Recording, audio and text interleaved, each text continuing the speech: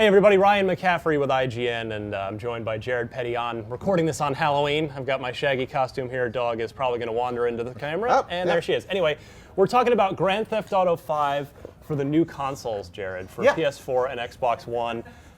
We got to go to Rockstar recently, see it, play it, and you know, there's a lot going on, more than you think. A whole lot going on there. First off, it's gorgeous. No real surprises there, but here we've got across both consoles 1080 30.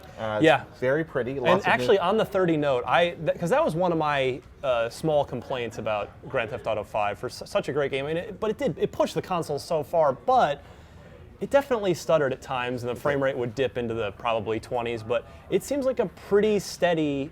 Not locked, but pretty steady 30 frames. Yeah, it's definitely noticeably a bit smoother. It was quite smooth. Also, a lot of those pop-ins effects that you'd see before, that was far less noticeable now. You can see way off into the distance. We still see some drawing and stuff, but it's nowhere near what it was. Really pretty new foliage effects, all the texturing and everything, except for what you noticed, especially when you switched into first-person mode, and I really want to talk about that because that changed the game for me.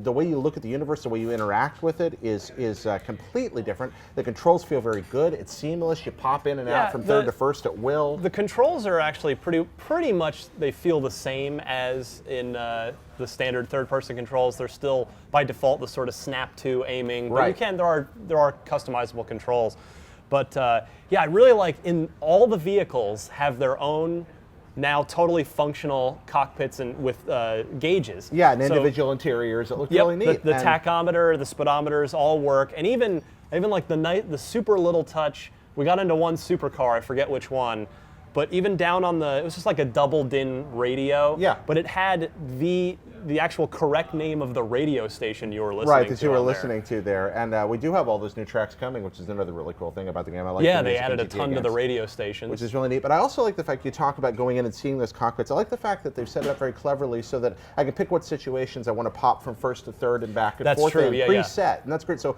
if I want to go from first person shooting to third person when I go into cover, then pop back to first when I go around the corner, or get into the combat rolls. Yeah, you can do those in third. Or it's really weird when you do them in first and your camera just does this. Yeah, you're sitting there doing like a rag doll. It's kind of crazy. And the same when you get in a vehicle, decided perspective. You did a lot of first-person driving. First-person driving. Well, but the best was I like to stay first-person and then get hit by a car, so you just go flying in the first-person view, and it's super disorienting, but in kind of a cool way. The bikes were really neat in first-person. I really Bikes are great. Yeah. But yeah, I mean, getting back to the graphics, I actually, it's a lot of subtle little things. I mean, I think if you look at it straight away, you might be like, oh, okay, well that looks better, but it's really, if you go back and look at the 360 PS3 and then jump right over to the new ones, you really start to see it. I mean, I think the big one for me, besides the bit smoother frame rate, the draw distance is ridiculous. Yeah, now. you can see so far in the distance, particularly at night, you can see little actual cars. There's the headlights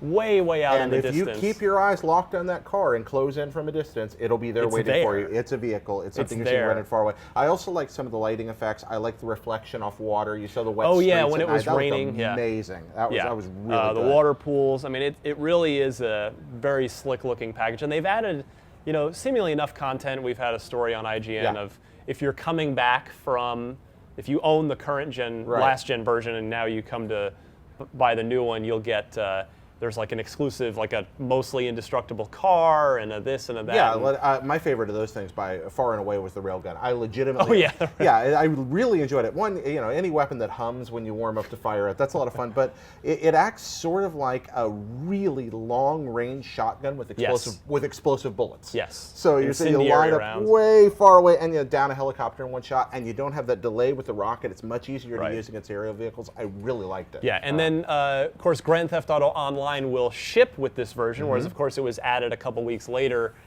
with the original version, and they've upped the player cap to 30 players, and they have specific 30-player jobs, 30-player activities, which we got to play. We'll be talking more about that as we get up here in the week. Later on this week here on IGN. So we've got a whole week's worth of exclusive Grand Theft Auto 5 next-gen content. So Jared, thank you so much. Thank you, Ryan. And thank you, Maggie.